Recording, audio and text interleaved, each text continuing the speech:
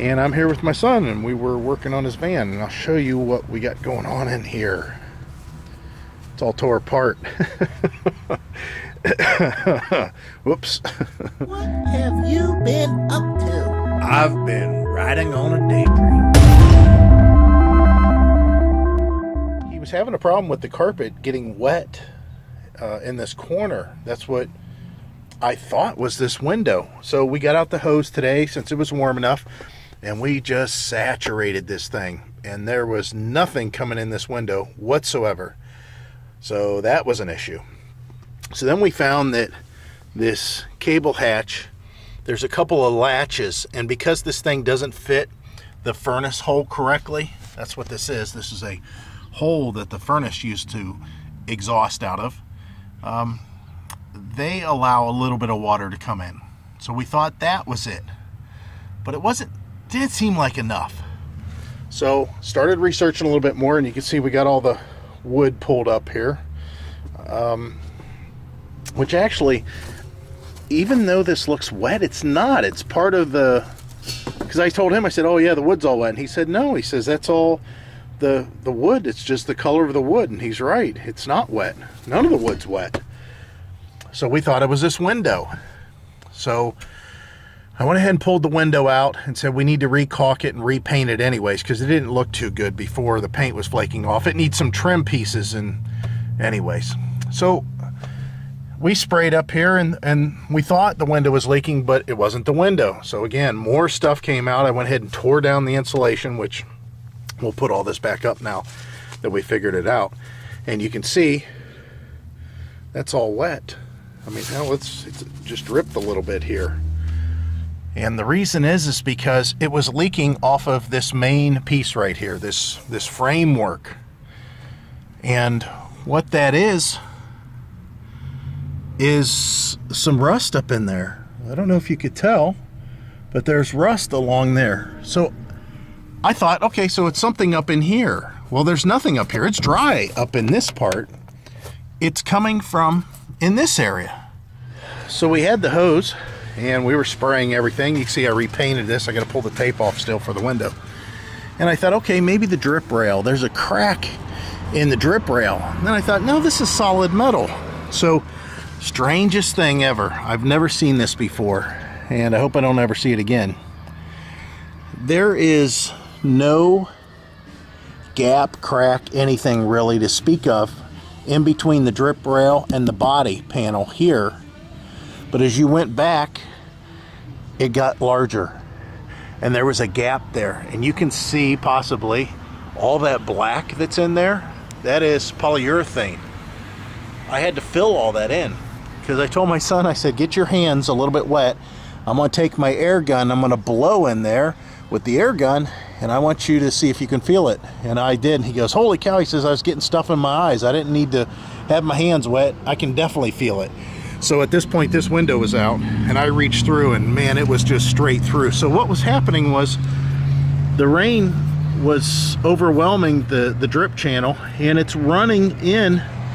And since the drip channel's, you know, kind of tilted at an angle this way, it was running right up in that crack and into the van.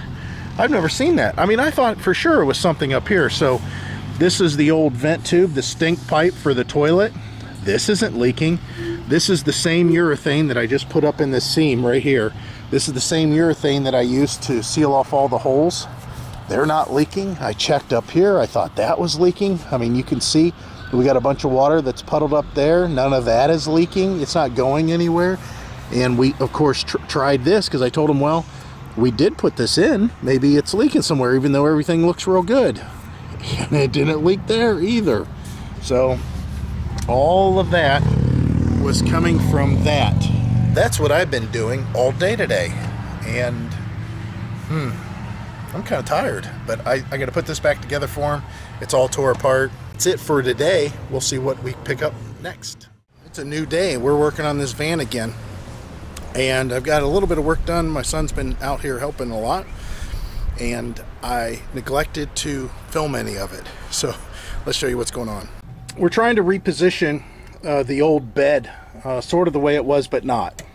And the only thing that we're really doing the way it was is using the old frame, because it's the right height, the rails are the right length, and this will make it to where we don't have to put a lot of wood in here for support, and it'll be really solid. However, if you guys remember, I'll try to put a clip in here. The bed went long ways in here. It didn't go the way we want it to go. So we're trying to put it up against this wall here, which will eventually happen, but we've had to cut and make changes to the length of the rails that used to go over the wheel wells, or actually inboard of the wheel wells a little bit, and now make them to where they go across the van this way. And we have to worry about these ribs that are in the floor to allow for these feet to sit somewhere solid. It can sit on a rib, but the problem is it was kind of in between. We kind of settled on a size of 34 to about 34 and a quarter between the frame rails for the bed mattress, and then the length, the rails themselves are only 6 foot long, but you can overhang those a couple of inches, an inch and a half in each direction. So we're basically going to have to where we can put a mattress in here that's 34 by 75. But we've had to make some changes to the frame, and I'll show you that. And sorry about it being dark in here. Let me go ahead and flip on at least this light for now. But there was a big plate that was here because they had to cut an access for the water tank to slide in and out. And to reinforce the angle iron, which was no longer, you know, have an angle on the one side, they put a big plate and they welded it. And what that made it to do, we couldn't slide this in the way that we wanted, or in this case we're going to go over to bolt it up the way that we wanted. So that's what we're that's what we're in here doing now, is cutting it up. So you guys can see what the frame looks like now, and again you can see why we wanted to reutilize the steel that was already in here, because again, being the correct height for the water tank, it'll allow the water tank to be underneath there, hopefully without any issues. The carpet is maybe potentially a problem. We'll have to see.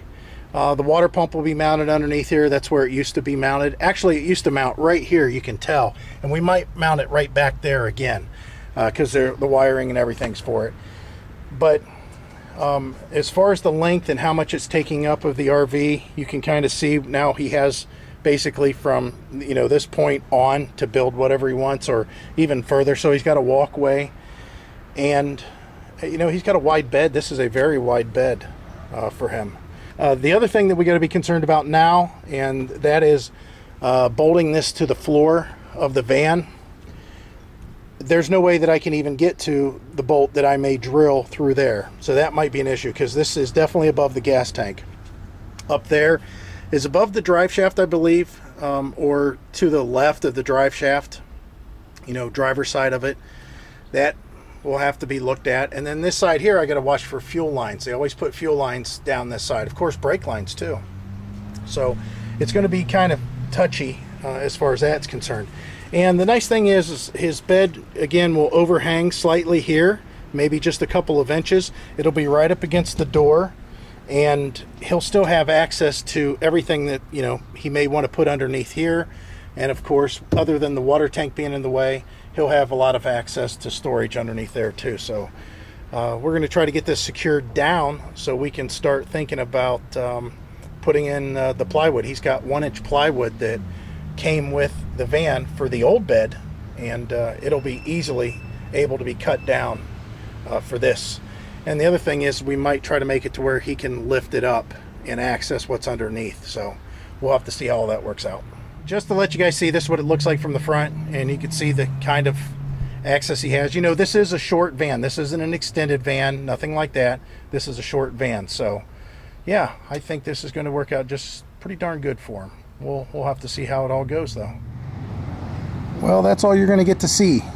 He locked up his van and ran inside, and the reason is because the storm's coming. Yeah, it's starting to rain now, and the wind's kicked up considerably. Good thing I have a wind buffer on the camera, but even then you're probably going to get a little bit of wind. So that's it for today, and all we're going to do. We'll pick this up later and find out what else we can get into. Man, this rain's really going to start pouring, I can tell. Alright guys, it's a new day, and it was kind of cruel just showing you that little bit of the bed, huh? So we'll show you what it looks like in here now. Oh, it's a nice warm day. So I went ahead and added a couple of hinges on this big piece, not the back piece, and I did put in a divider back there. Just so he can more easily access the bed. You know, once this piece is up in the air, it's going to lift his mattress up with it. And that back piece in the back, I just made it a separate piece altogether. I didn't want to put a hinge on it too, because there's no way that all this would lift as one easily unless it was one main piece. And I always wanted to make it to where he had the ability to pull the wood out of the way if he needed to access anything back there. So that makes that, you know, accessible for him. And then this up here, of course, makes it accessible for him. So today we've got a much larger task at hand, and that's kind of just figuring out where we want everything to go. Now the bad news is I could make his water tank fit. It did not fit underneath the bed frame like it used to before, because we have the bed frame much more snug to the floor, number one, and number two, the previous owner, the one that did not install the bed frame originally, the previous owner to us installed more padding and thicker carpet than what was in here originally. So we could make the tank fit by putting it in the location we wanted it to be and then strapping it down. That would make it to where it would be, of course, be solid, and also pull it tighter against that padding and the carpet, so it would compress it.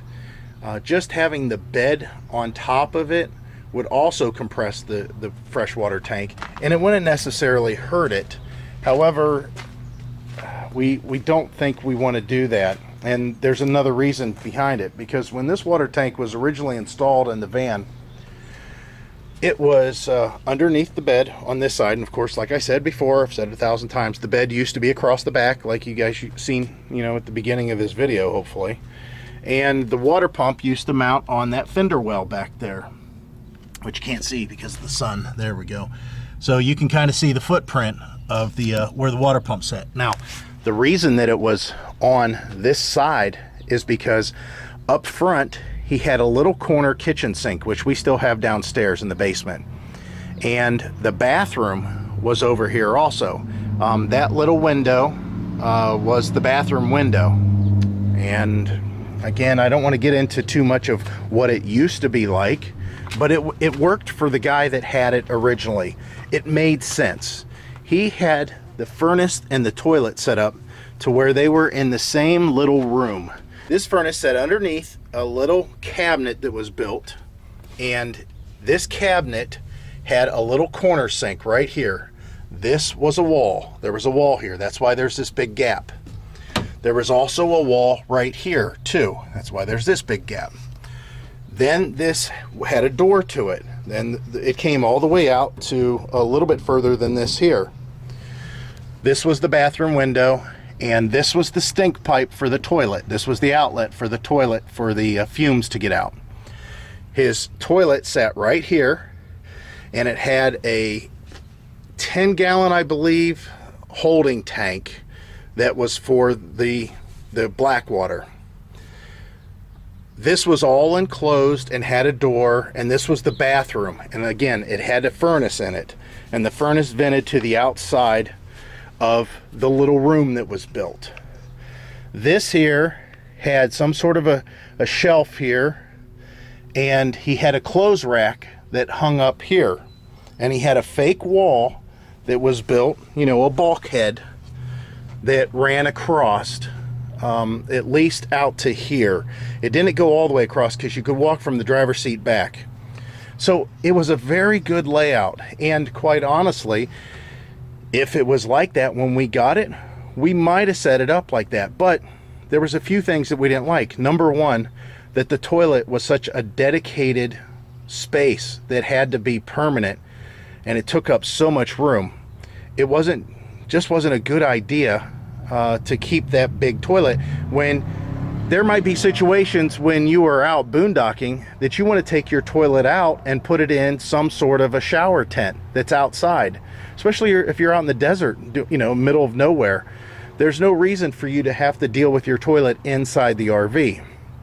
But you know, if everything was intact when we got it and you know, exactly the way it was supposed to be, we might have considered it. We might have considered leaving the van exactly the way it was, but it just lacked a lot of things. And plus, on top of that, there was a lot of weight on this driver's side.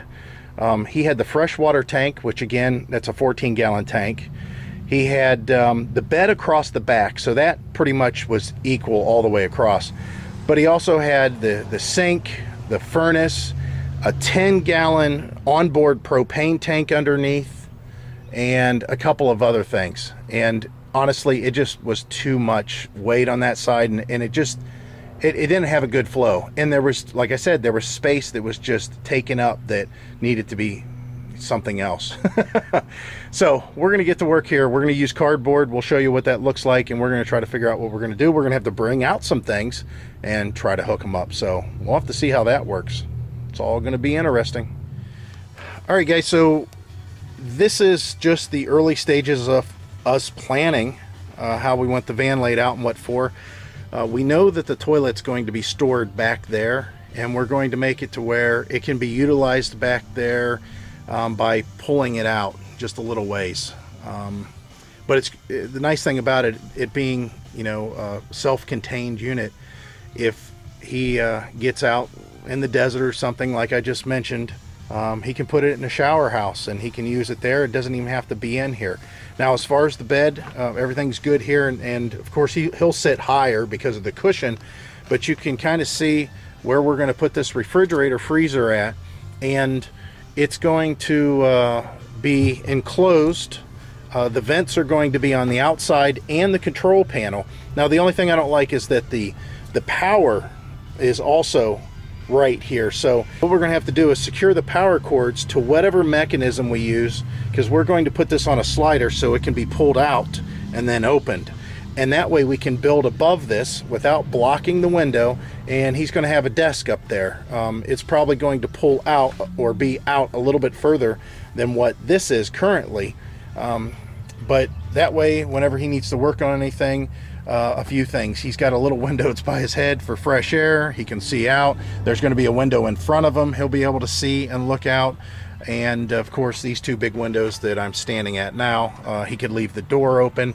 I mean, there's all kinds of things. And the nice thing about it is his bed can double then as a seat, which is all really important for, you know, something like this in these builds, because, you know, this van's not long enough to have a dedicated seat just for working on a laptop or something like that. But we do have one option that we haven't explored 100%, and we may still do it. We'll have to see, and that is to put this chair on a swivel, so this chair can be swiveled around, and at that point this will become his separate chair for working on a computer, doing whatever. The only problem with that is when we make a divider between the back and the front, a bulkhead, it'll have to be some sort of a blanket. You know, we have a padded blue blanket that's insulated and thick that'll allow, you know, no light to come through, and it could be moved out of the way just for this to be turned around.